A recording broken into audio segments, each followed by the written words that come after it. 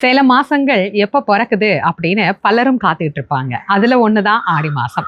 ஆடி பொறக்க போது எல்லாருக்கும் முதல்ல ஆடி வாழ்த்துக்கள். இந்த ஆடி மாசத்துல அம்பிகையினுடைய வழிபாடு அப்படிங்கிறது ரொம்ப ரொம்ப சிறப்பான ஒரு வழிபாடு. ஏன் அப்படிங்கிறதுக்கு நான் நிறைய விளக்கம் சொல்லியிருக்கேன். ஆனா சுருக்கமா ஒரு விஷயம் சொல்றேன். பொதுவா காலையிலையும் மாலையிலையும் வீட்டுல விளக்கேத்தி வழிபாடு பண்றது அப்படிங்கிறது நம்முடைய முன்னோர்கள் மரபு. அதுல காலையில ஏத்தலைன்னா கூட மாலையில கண்டிப்பா எல்லாருமே ஏத்திடுவோம். இந்த மாலை நேரம் எவ்வளவு சிறப்பானதோ அது மாதிரிதான் தேவர்களுக்கான மாலை நேரம் இந்த ஆடி மாசம்.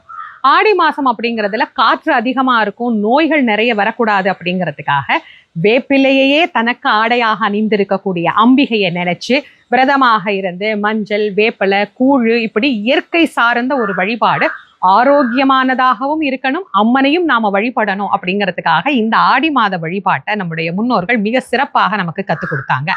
ஆடி முதல் நாள் நிறைய விசேஷம். தேங்காய் சுடுறதுல ஆரம்பிச்சு ஆடியில மாப்பிள்ளைய வீட்டுக்கு அழைச்சி தலை ஆடி கொண்டாடுறது, அம்பிகைய வீட்டுக்கு அழைச்சி நம்ம வீட்டுல 1 மாசம் வச்சு கலசத்துல வச்சு வழிபாடு பண்றது, குலதெய்வ வழிபாடு பண்றது அப்படின்னு நிறைய வழிபாடுகள் இருக்கு.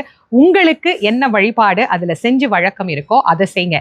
எதுவுமே வழக்கம் இல்லை அப்படின்னா கூட ஆடி மாதம் முதல் நாள் அம்பிகையை எளிமையாக நம்ம வீட்டுல வழிபாடு பண்ணோம்னா அதுவே நமக்கு ஒரு நிறைந்த மகிழ்ச்சியை தரும். அது மட்டும் இல்ல, ஆடியில என்ன வாங்கலாம்னு கேட்கிறவங்களுக்கெல்லாம் மஞ்சளும் உப்பும் வாங்கி வைங்க. வீட்டுல எப்பயுமே மங்களகரமான நிகழ்வுகள் நமக்கு தொடர்ந்து நடந்துகிட்டே இருக்கும். ஆடியில இன்னும் நிறைய விஷயங்களை உங்களோட பகிர்ந்துக்கிறேன். இதை எல்லாத்துக்கும் ஷேர் பண்ணுங்க.